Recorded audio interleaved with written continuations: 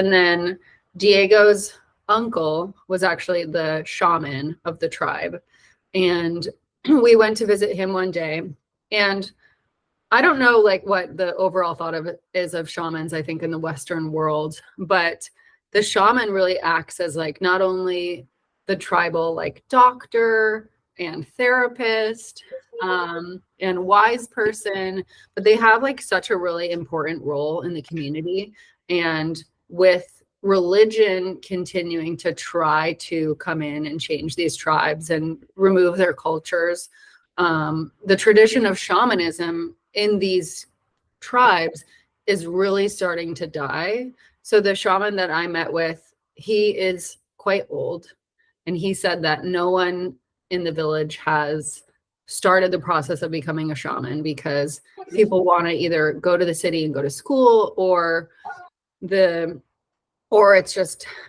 it's too much of a commitment because you have to start becoming a shaman, I think, around the age of 9 years old is when you start training and learning kind of the ways of the last shaman from him.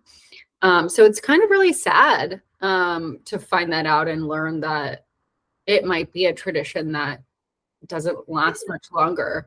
And the current head of their tribe, the like larger tribe, has also made being a shaman less, not sure what the right word is for this, but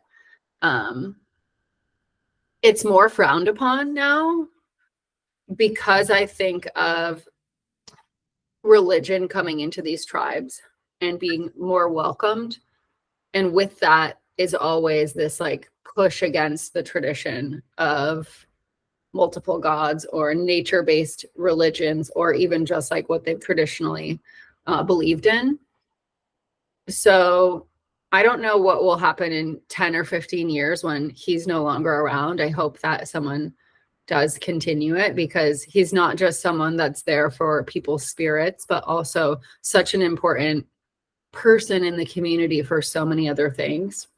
And while I was visiting him, you know, people from the village were just continuing to come in their boats and drop in and say hello. And